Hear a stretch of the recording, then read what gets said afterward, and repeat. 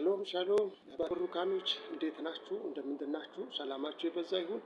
እግዚአብሔር ስሙ ይባረክ። ዛሬም በዚህ ሰዓት በዚህ ጊዜ እንደገና የእግዚአብሔር ምሕረት ቸርነት ገኖልኝ ዛሬም ያው የሆነውን እግዚአብሔር ለው ጌታ ይባርካችሁ። በሀገር ውስጥ ያላችሁ ኢትዮጵያውያን፣ ኤርትራውያን፣ በተለያየ ሀገር ላይ ያላችሁ፣ በስደት ያላችሁ ኢትዮጵያውያን፣ ኤርትራውያን ሻሎም ለእናንተ ይሁን እላለሁ። ሻሎም እላለሁ። በእርግጥ ሁሉ ላይ ሻሎም እላለሁ። ጌታ አብዝቶ ይባርካችሁ። በዚህ አጋጣሚ አንድ ምስጋና ላቀርብ እወዳለሁ። በጣም እግዚአብሔር አብዝቶ ይባርካችሁ። ላይክ እያደረጋችሁ ፎሎ፣ ሼር፣ ኮፒ ሊንክ፣ ሪፖስት እያደረጋችሁ ያላችሁ በእውነት በናታን ውስጥ ያለውን ጽንስ እንዲወለድ እግዚአብሔር ወልዶ እንዲገልጠው እያደረጋችሁ ላላችሁ እጅግ አድርጌ አመሰግናለሁ እላችኋለሁ። ጌታ ይባርካችሁ ለማለት እወዳለሁ።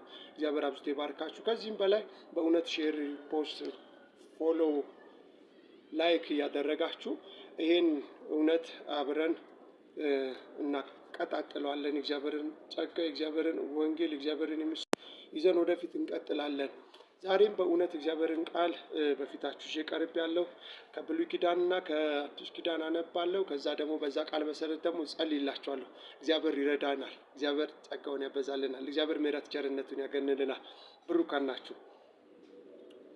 መጽሐፍ ቅዱስ ሲናገር ኦሪት ዘጸአት ምዕራፍ 14 ቁጥር 13 ላይ እንደዚህ ይላል። እንደዚህ የሚል ቃል አለ። ሙሴም ለሕዝቡ አትፍሩ፣ ዛሬ የምታዩዋቸውን ግብፃውያንን ለዘላለም አታዩዋቸውምና ቁሙ። ዛሬ ለእናንተ የሚያደርጋትን የእግዚአብሔርን ማዳን እዩ።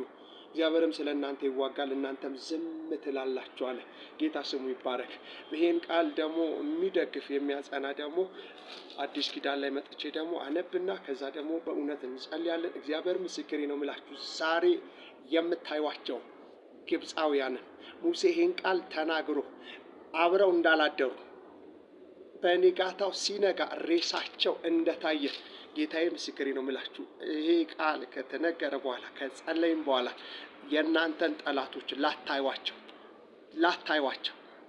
ላታዩዋቸው ሬሳቸው በእውነት የእናንተን ነገር የእናንተን ጉዳይ አጥብቀው የያዙ ሁኔታው ክፉ በሰዎች በኩል የሚጠቀም የትኛውም ነገር እግዚአብሔር ምስክሬ ነው የምላችሁ። የምታዩት ምኑን ነው ካላችሁኝ ሬሳቸውን ነው የምታዩዋቸው።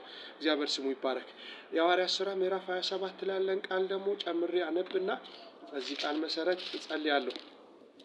ቁጥር 25 ጀምሮ እንደዚህ ይላል። ስለዚህም እናንተ ሰዎች ሆይ አይዟችሁ፣ እንደተናገረኝ እንዲሁ እንዲሆን እግዚአብሔርን አምነዋለሁና አለ። ጌታ ስሙ ይባረክ።